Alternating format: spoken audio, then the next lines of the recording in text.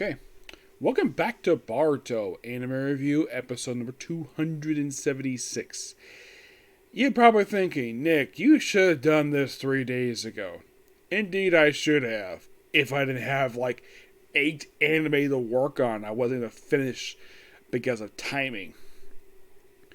But now, basically, this is the last of the ones that aired this past weekend, and then next anime I'll talk about one aired just this week. It one aired 2 days ago.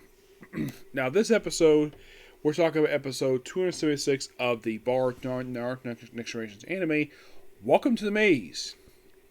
We pick up right where we left off last episode, where Boruto is in a weird white room with bunk beds. We kind of basically inform who these people are. We see the old man is apparently a bounty hunter. The guy, he's basically transported prisoner. And he was later spotted by a woman they call a scavenger, who is from the Hidden Cloud Village. Yes, for some reason, calls a woman a scavenger. I'm not really sure why she's from the Hidden Cloud Village. Why the heck call her a scavenger for? I don't really know that for a reason for that. There's at least 2 people here from the Hidden Stone Village. There's no person who Hidden like Boruto apparently knows Boruto, not just because he heard his name, because basically he worked with Konohamaru. Yep. Which, of course, they try to get out of the room. There's also several civilians in the room, and also there's one other ninja, which the one person from Hidden Stone Village develops a crush on. Yep. So, after introducing so many people, there's also a couple of human ninjas there as well. One of them looks like another version of Tenten. Except, basically, yeah, she looks exactly like Tenten, except she's taller than Tenten by about 5 inches. I believe she was the one basically noticed the guy where he smelled blood.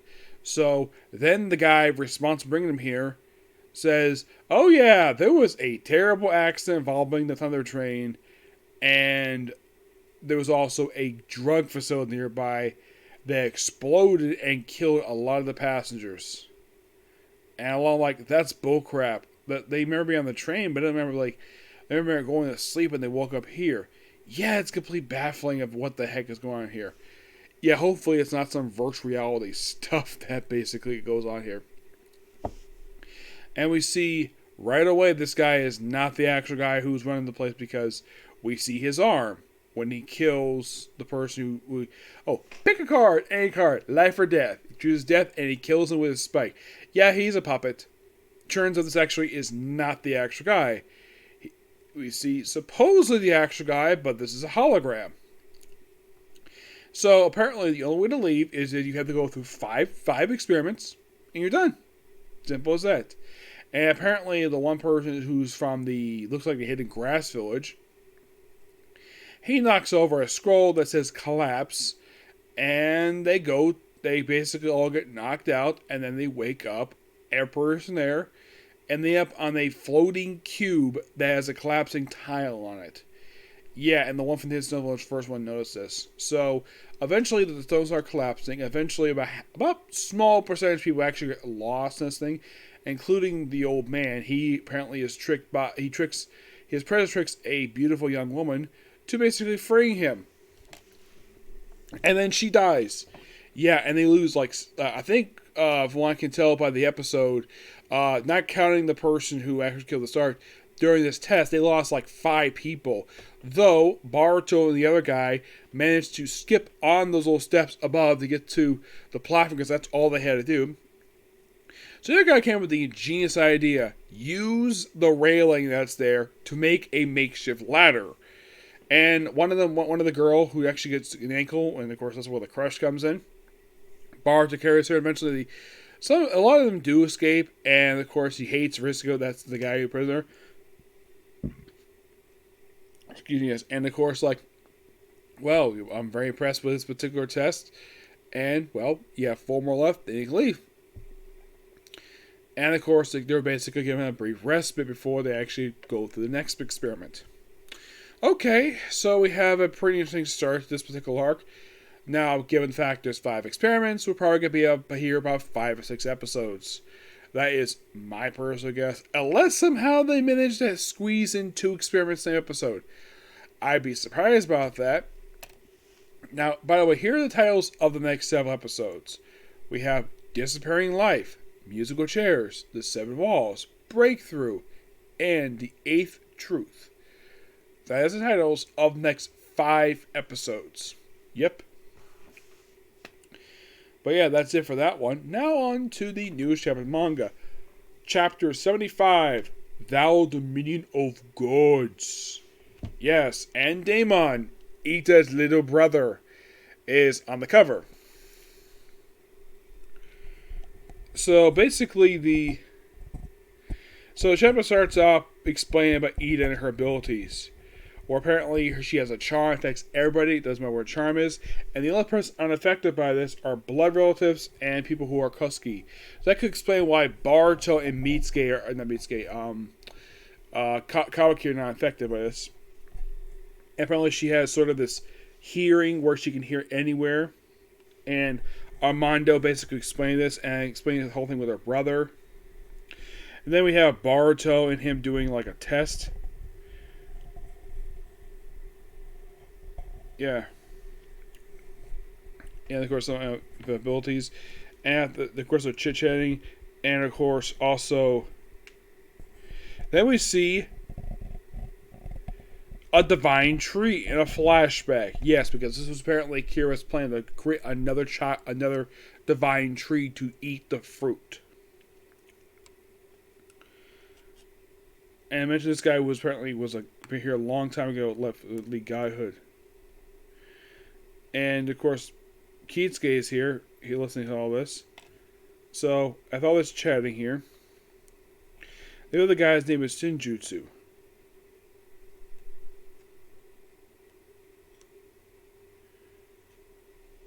Apparently, like, their abilities from Shinjutsu. And talk about it for a while. And apparently we have where everybody's hearing this conversation. And then Delta shows up. Yes, Delta. And there is something weird revealed about her in this chapter. Yeah, and they mentioned about his, Amanda mentions his daughter again, first time in a while, that he was brought back to life. Who was his daughter, you might ask? Well, I'm about to find out soon. So apparently Delta's here. And of course, basically she realizes Ida. And then we hear, Delta, time to go to sleep. And it's Sasumari's here. Yep. So sorry, she just flew off. I haven't liked this in ages. Poor class rep. Today will anticipate order. Program needs to be checked. Something about Ida's charming. So, like bringing his daughter back to life. And by the way, his daughter, apparently Delta is based upon his late daughter. Yep, it's revealed basically his flashback, this footage. Yep, Delta, well, her body was based upon his late daughter. I'm like, really? The beautiful Delta based on his daughter? Okay, interesting. So apparently she had her memories, but not her personality. So he regretted it, and well, his daughter doesn't exist. East came along and talked about resurrecting, and during this whole conversation, talk about like the karma stuff, and Delta's deactivated. Now here comes the next interesting bit here that I gotta talk about here. You have Boruto basically, it's like, Boruto wasn't here's Momoshiki. Yes. The one he's the vessel to. He says, hey boy, react if you can hear me. Gah, I was wondering why your petty thoughts are able to suddenly available to me, but that confirms it. Momoshiki? What's going on? This new effect apparently arose from having supplemented some of your damaged flesh with my data. It seems our thoughts are crossing over. Or like, this isn't mind transfusion, this is basically his thoughts. Gah, this is gritting, but never mind. Just to let that complicated catch on. I'd rather not think of it again. About what Mom just said, there's something off about it. You distrust him too, just like Shikamaru? Then again, the whole part of the gods and Shumi was sounding real shady to me. Sorry, but the Sabe part is true. He was an Okatsuki, who Amanda correctly guessed is no longer this dimension. Really.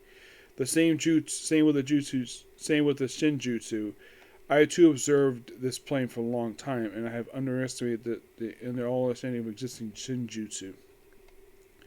Then you're saying he's lying about his daughter? Who knows? I have no knowledge of that. It's Ida's build that bothers me. So okay, so apparently Momoshiki does confirm some of the stuff that Amanda was saying is completely true. Of course, he's not Momoshiki, and confirming that he's no longer there. Yeah, I'm not surprised he would confirm that because basically he's part of the same freaking tribe. Though I think it was in the anime they described him part of the Katsuki described him as aliens. Yes, seriously, they described these creatures as aliens. This was looking human. Amanda asserted that Ida's abilities are Shinjutsu, and her Sharingan is certainly so. However, the love charm power of hers cannot be. So what of it? As I just said now, all Shinjutsu, but I've never heard of such an ability. In short, it is possible that Amanda was lying. What are you saying? That type of scientific ninja tool or something? Plus, why would you lie about that? Indeed. Which raises the immediate question. Huh?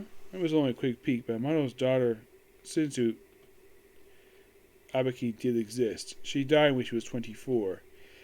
At the very least, those events he told were all true. Happy now? Thank you, Ida. I appreciate your help. Hey now, that's it? You question my honesty? And you have nothing else to say? Just do my job. The reason for my distress lies with you. Don't pretend you're innocent with criticizing others. What about the situation? How long will we be linked?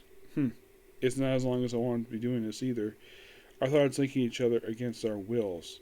These of you say you better not be trying to trick me. Babble away. I hope it'll be brief, you know. And then apparently, go outside, where you see, looks like Team 10's acting really you have Mitsuke going to his sage mode for reasons. Apparently that was Kawaki, and apparently that was a glimpse into the future. Interesting. Makes me interested in the very next chapter, which comes out in a month.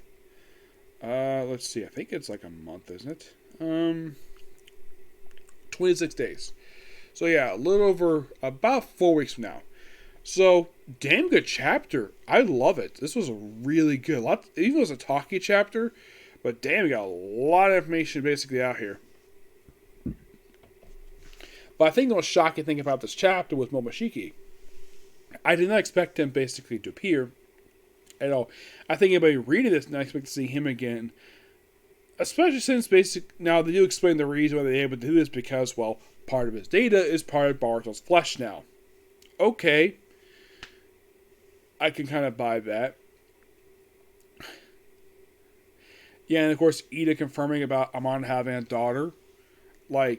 I'm thinking she probably had access to information, probably because basically she was someone associated with Kira, so I'm sure she had access to information at some point. But yeah, this was definitely a good chapter. Give this one a 9. Give us a 9.5 out of 10. Just really good.